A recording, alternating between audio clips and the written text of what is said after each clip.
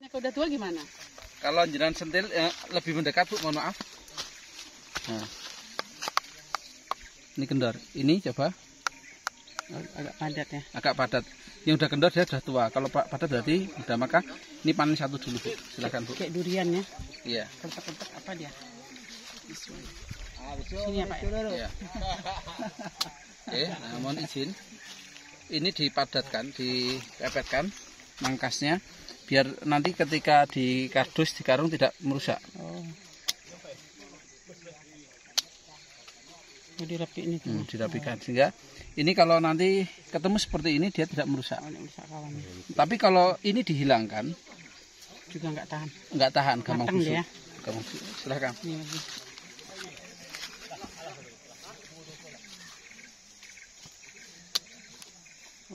Sini pendek juga nggak apa-apa ya. Pas saya guntingnya belum beli. Oke. Silakan dipanen semua Bu. Nanti kirim videonya Pak. Iya. Silakan dibantu.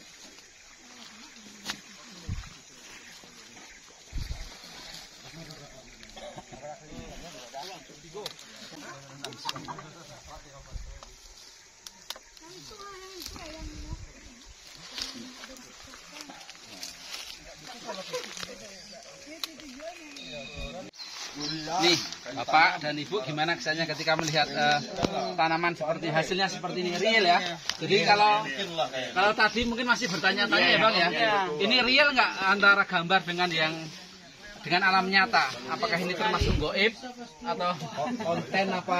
Konten ya? Nggak konten lah. Nggak konten ini ya? Nah, jadi memang real ini ada di atas Danau Maninjau. Bisa lihat berapa? Ini 1,2. Ini tadi ada 1,4. Itu yang sama Pak Agus di 1,4. 1,4. Ini Satu ini 1,3 hampir. nggak tahu berapa ngitung uangnya lagi Pak. Bu, ketika melihat seperti ini apa yang ada di pikiran Anda dengan kampung halaman, dengan tanah yang ada? Kalau saya yang punya tanah, mungkin saya tanam ini semua pokat pangeran. Karena saya seumur hidup baru ketemu juga pokat sebesar ini. Padahal umurnya ada berapa Bu sekarang Bu? Sudah 46. 46 tahun baru ketemu alpukat. Padahal di kampung kami Batu Sangkar juga produksi pokat tertinggi juga nih. Gudangnya pokat kampung kami Pak. Nah, tapi nggak ketemu yang sebesar gini. Pokat itu, pokat kampung. Iya. Ini pokat kota ya? Nah, ini pokat Padahal di dari rambutan Jawa. ini malah ini. Ini mah pokat sehat. Gemuk. Bang, gimana untuk progres ke depannya Bang? Setelah melihat realnya jauh-jauh tadi dari mana?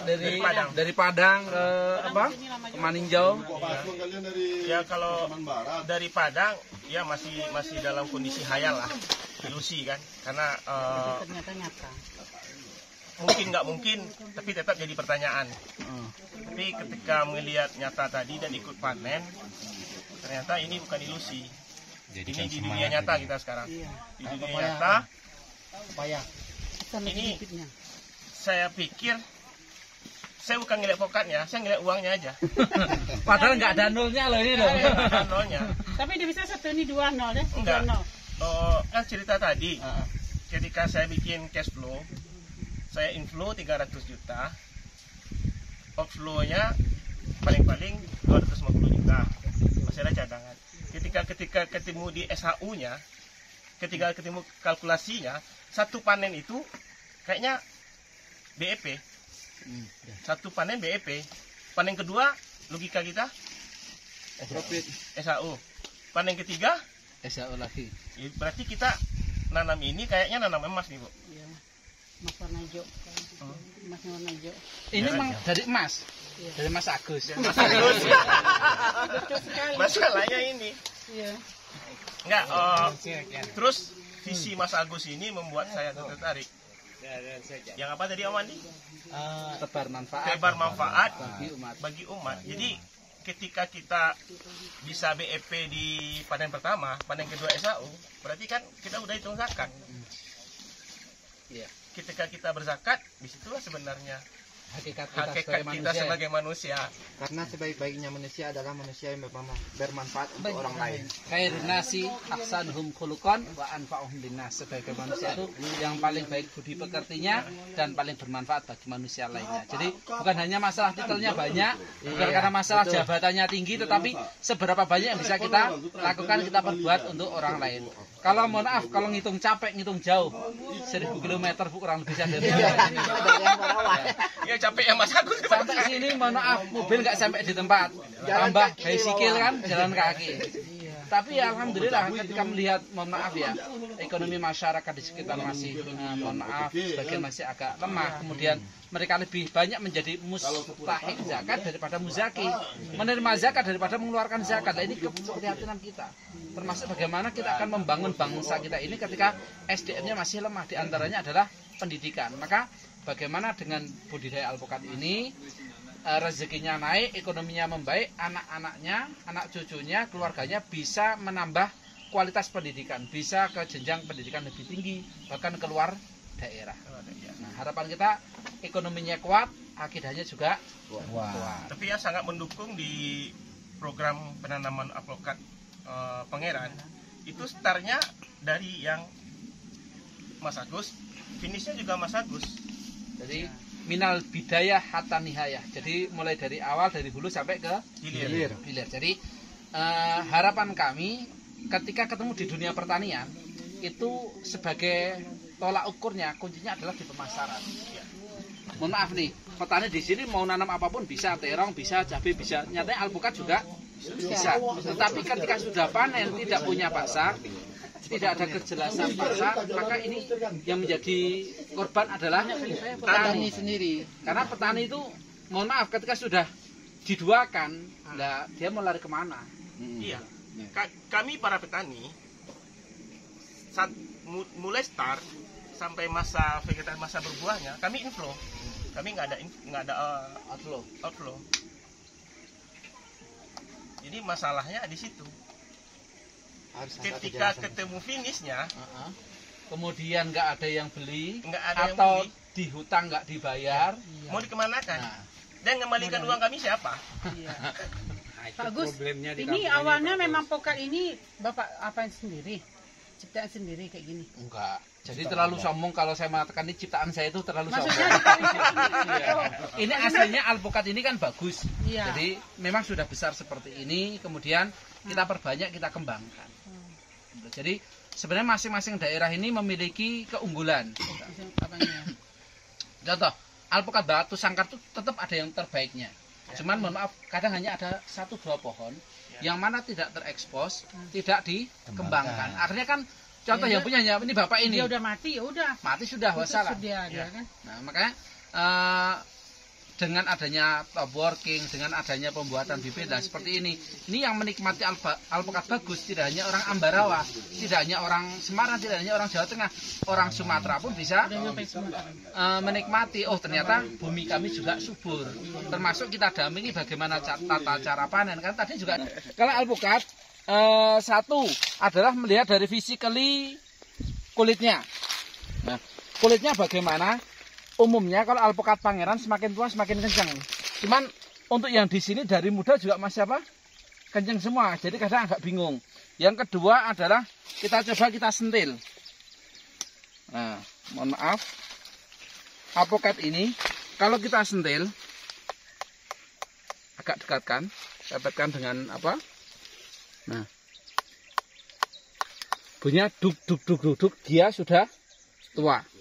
Sedangkan kalau ini mohon maaf,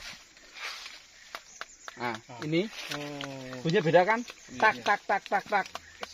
Padat. Kalau ini sudah kendor. Ya. Nah, oke. Kalau sudah maka satu pohon ini tidak boleh dipanen sekali. Kalau kita panen sekali, resikonya yang kurang maksimal tua nanti akan busuk.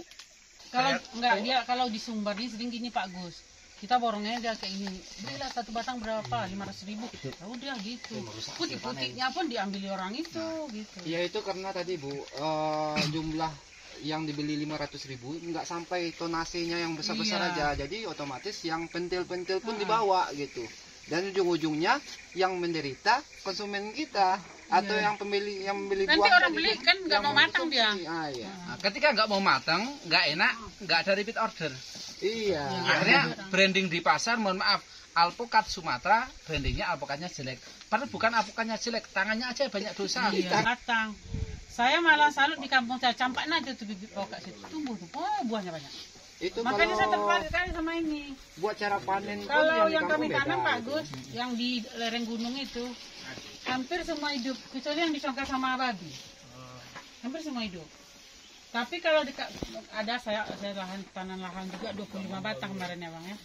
Cuma bekas sawah, itu enggak apa, terus dia. Iya. Tapi apapun namanya Bu, tanpa SOP yang benar, tetap aja. Udah training kami kesini sama abang ini ya.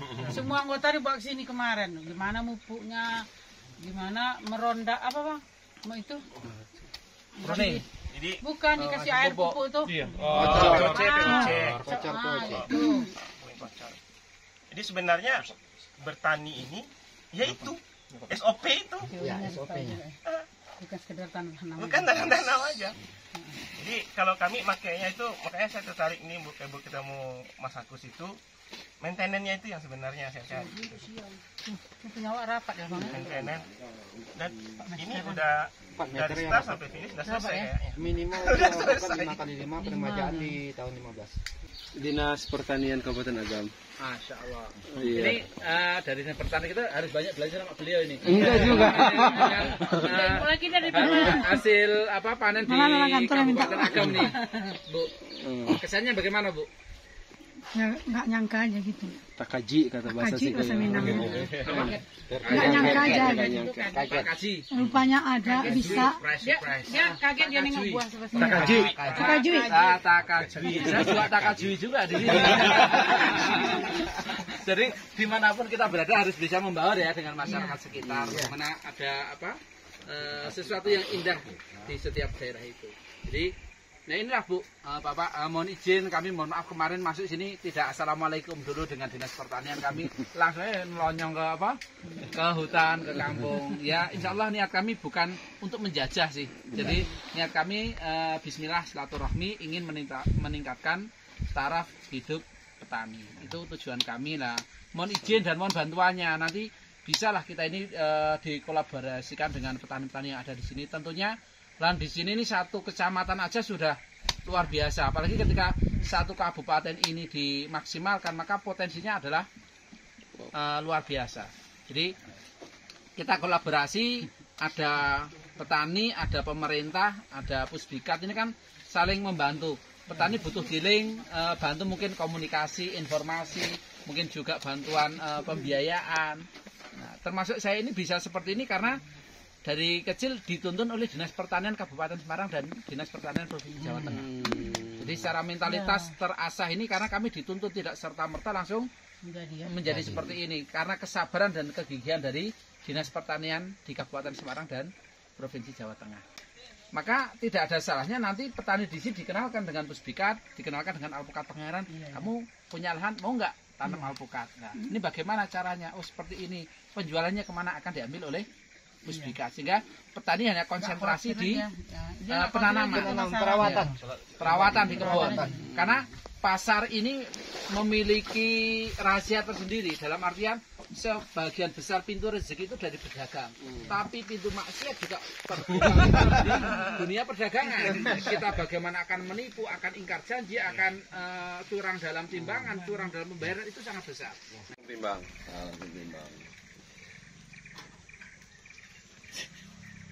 Berapa kilo Bu? 1,4. Wah. 1 kilo 4 on.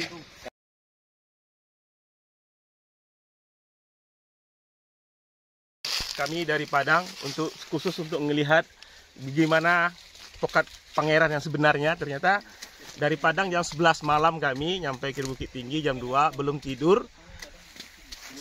Pas dalam sholat subuh kami lanjut ke sini nyasar dan motor pun nggak bisa naik ke atas, jalan kaki lagi. Pas sampai sini nggak ada lawannya. Pokat Pangeran top. Saya mau nanam di kebun saya yang 5 hektar nanti. Amin. Dan saya mau berkunjung juga ke Pusbikat Ambarawa. Pusbikat Ambarawa. Ketemu dengan Pak Aji yang luar biasa. Mantap, lagi makan di rumah koordinator. Pusdikat Sumatera Barat.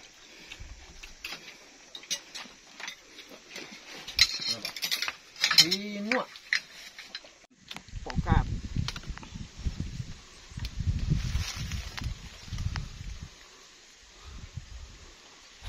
Mantap.